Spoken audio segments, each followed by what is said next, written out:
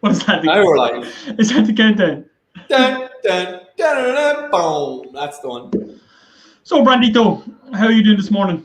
Fantastic. I am fantastic. Back with the honey mug. The honey mug. I've decided to mix it up this morning and go for caffeine instead of coffee. You mean, yeah. Carbonated instead of coffee. Monday Knocko Buzz. You know yourself. Fair play. I also, I'm drinking both.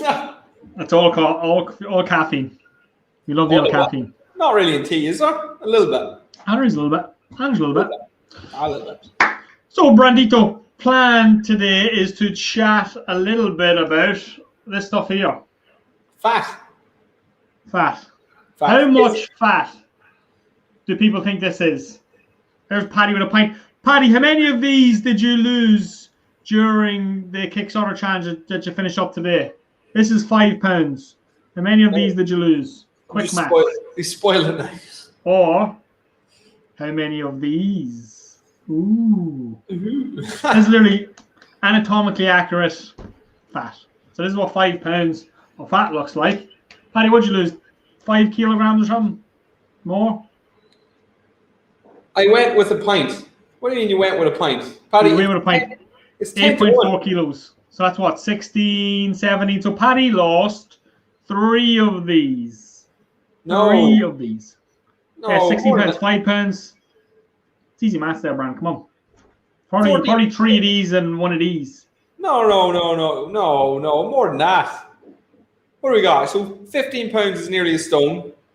So he's up at 18. So he's no. Yeah, no. Your maths isn't great there, Brian. There's Chris with a bit of sense. 2.2 pounds in a kilo. Come on, Chris, do the maths. Do the maths there, Chris, quick. How much did he lose? And then divide by pounds of fat that we have there. So guys, jumping on today again just to chat a little bit. We do have our Kickstarter program starting again on Monday. So if anybody's interested, this is literally the last opportunity. We do have, I've opened up my schedule tomorrow to do some consultations. I've got 3 or 4 booked for tomorrow. I can probably squeeze in 1 or 2 more. Starts on Monday. Brandon's live workshop is tonight. So, don't miss out on that. If you want to get, I'm sure Peter's put the link here somewhere. So Paddy, 18.4 according to Chris. So 3 of these and 3 of these in 6 weeks. I knew it was the higher end. Huh? I knew it was the higher end. It was the higher end. And Paddy, well deserved. Enjoy your pints tonight. Yeah, Paddy, honestly, fair play to you now. Just don't put it back on in a week. Yeah, you better be back training on Monday. Yeah. So remember, guys, actually, a nice, interesting point to kind of bear in mind is that your diet doing a Kickstarter or something like this should pretty much look like your diet all year round, just different portions. That's really what you want to get. So obviously, we're shrinking down a little bit for the Kickstarter. Maybe if this is your first Kickstarter, you will be changing your diet. But coming off the Kickstarter, it shouldn't be anything too crazy. It shouldn't be like this massive overhaul of your life to absolute shite food. That is the main reason why people claim, just sent her down the road there, she did the diet, and then 2 weeks later she gained it all back. It's like, well, what do you expect when you go back to living off donuts, cereal, and toast? It's like that's what happens. So we need to have that little bit of wiggle room that you can still have some chocolate, you can still have some crisps, you can have your takeout, whatever it is. But in general, 80% of your diet should be good. Good. Very true. And that's kind of the purpose of the Kickstarter, is to teach people how to build a meal, protein, carbs, fats, plan a day, plan a week. It's the structure is the key. Having a plan is the reason it works so well. So portion control and having a plan. Most people are going out into the day, it's like, what do I fancy for breakfast? What are you in the mood for lunch? This is all emotion-based eating. So just sitting down, having a plan and sticking that plan 80% of the time is good enough to get really, really good results over a longer period of time. Chloe, I wreck Chloe's head because every morning at about 9 o'clock she gets a text saying, what's for dinner?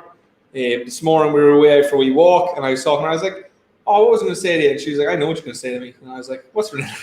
Yeah. And this is like, sorry, go for it. Whereas most people, successful people in terms of health and fitness, they usually already know because it helps them do the shopping, helps you plan your week. so it's not left in a situation where on the day it's like, oh, what do I have? Nothing in the press. Chinese. Yep. You know what I mean? No, in saying that, like basically what I do is I have my shopping done. So it's kind of like, it's like I've got 5 meals on cycle, and I just kind of leave it up there in the Chloe's like, what does she fancy for dinner that day? Normally she might go for something, maybe not even near my plan. So she might go for, something like pizza or something like that. And that's when I kind of switch on to, my chili and foods that she doesn't like that are on the plan. Or it might be something like, spaghetti bolognese or chicken tikka or something like that works for both of us. And so if it's not something that she wants, it's like, well, I know I have my go-to meals. And I know it's a situation that most people do, is like, not everybody in your household is going to be on the same plan as you. Not everybody in your house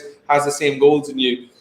So you need to have a system in place that way, like my breakfast, my lunch are very rarely the same as Chloe's. Like very rarely. We share a dinner and then that's it. The key question is like, how is that working for you? So it's like, if it's working, it's like, fair play, keep doing that. But if you're not happy with the results that you're getting, you need to change your approach. That is just the key. That is the fact. That is the reality of the situation, Yeah. So a segue, this will obviously, fingers crossed, this will be the last Kickstarter challenge that we're going to be running during the lockdowns. Fingers crossed. I'd actually love to know what everyone thinks of the lockdowns, and should the gyms be open, should they not? Let me know your opinions in the comment below. I think it's a conversation that needs to have. Will this be the last lockdown Kickstarter? What do you think? It has to be. And hopefully, because I think it's only 5 weeks from Monday, so fingers crossed the last week of this Kickstarter challenge will be taking place in the new facility as well, which is fantastic. And again, we can all kind of debate and say, like, what our opinions are about lockdowns and if they're effective, if they're not effective. I know I don't think they're effective. But at the same time, when life gives you lemons, you got to make lemonade. Anyone who's struggling, gratitude, I find, is the key. It's a fact. People know people are struggling mentally. There's Madge. Yeah, 100% agree with you, Madge. But at the same time, you got to make the best of the situation at hand. And if you feel like you're struggling, you feel like you're losing hope, because I know there's a lot of hopelessness out there. Taking 5 minutes to do something like a gratitude journal really helps you focus on, at the end of the day, no matter how hard it is for us. If you've got a roof over your head, if you had breakfast in the morning, you have people you love around you, we are still in the top 1%. You know what I mean? So we do have a lot to be grateful for. So it's important that we focus on that before we allow the news and all this stuff to consume us for the rest of the day. Yeah, obviously none of us want to be stuck down for a long period of time. And once you kind of open the door to getting put into lockdown, the thoughts of being put in lockdown, for a long time becomes very, very scary. I think that's kind of what, most of us are afraid of, that, this might not, like, the people who are in power might not want to give up the power necessarily. And then other people think like, no, they have our best interests in heart. And regardless of, which one is true, is like, people are not doing well in lockdown and people are struggling. But at the same time, we have to be grateful for all the opportunities that we still have. We still have, Netflix. You still have a shower. You still have Tesco. You still have good food. You still have your butcher. You still have, Zoom to talk to your family. We still have so much to be grateful for. And so instead of looking like, I would love, I'm just ranting and raving here about the cinema. I just really want to go to the cinema. I want to go out for a nice meal. But at the end of the day, it's like, it's not that much to absolutely get depressed over. But there is some people who obviously are in for talk's sake, one thing that I never thought about with lockdown is like, there's some people who live in an abusive home and they're literally stuck in those 4 walls, the whole time. So it's not necessarily the best for everybody all the time. And so be grateful for what you have, make the best opportunity. But I'm just praying that we get out of this soon. Yeah, fingers crossed. 100% agree, Madge.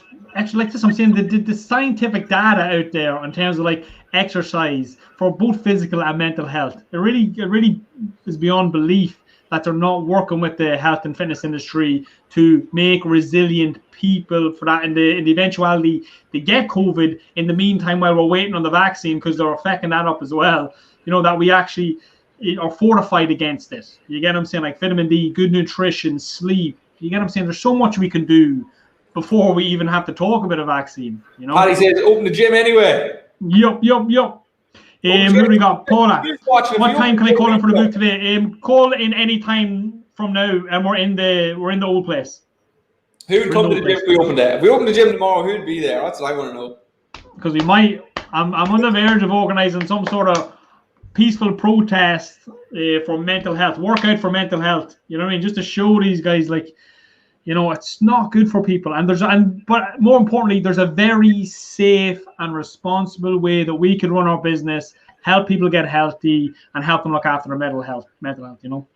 Yeah, I agree, Madge. And guys, just for anybody who doesn't know who Madge is a frontline worker. She's out there in the thick of it, and she still thinks that we should be open because, again, gyms are, well, maybe not all gyms. Maybe some gyms, you know, are led by people who wouldn't follow great protocol, and maybe it would be, you know, a detriment to people's mental health. But done correctly, as I said, it's like we did. And again, I think that most business owners at this stage now would, you know, they'd come on site and open and, you know, make all the compromises need be, because they just want their business open. And hairdressers and all those people who, you know, are not essential workers. What is an essential worker? What is an essential worker? It's all very relative. Yeah, it's all very relative. And the reality is, there's very safe and responsible way that you can cut somebody's hair. You know what I mean? It's like, how can we not using this science to help? Any hairdressers out there would cut hair in a hazmat suit now at this stage? Let me know. In a one-on-one environment, it's like, come on, we're smarter than that. But you're listening. But the guys come in and said all they're really interested in is reducing mobility, reducing transmission. They haven't done a cost-benefit analysis to say like what industries are actually driving the cases and the deaths. You know, just these blanket decisions which are, you know, completely unscientific in my view. But it is what it is. Brandon, I know you've got a call. You've got one of our members who are signed up now. So guys, we're going to have to wrap this up. I'd love to keep this conversation going. If anybody has any thoughts or suggestions, you know, we will definitely jump on again in the next couple of days. We're flat to the mat with the new challenge starting on Monday. I said, last opportunity to sign up. Click that link, apply, book a call with me. I've room for maybe 2 more consultations tomorrow, working on a Sunday, doing whatever we can to keep our business open, keep the lights on, help our clients, you know, be fit, healthy, and happy.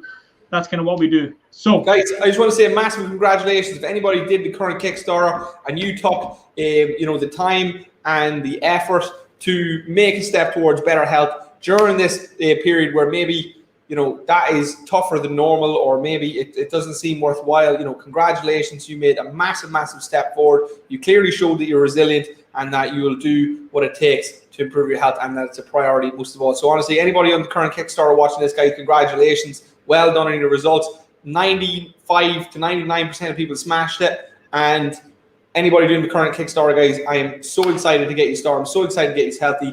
Let's smash the next 6 weeks. Yeah. All right. And this one coming with the good weather is going to be the best one yet. You know what I mean? Sure. Sunshine just makes people happy. It's going to be easier to get out. It's going to be easier to live a healthy lifestyle. So let's do it, people. Let's go.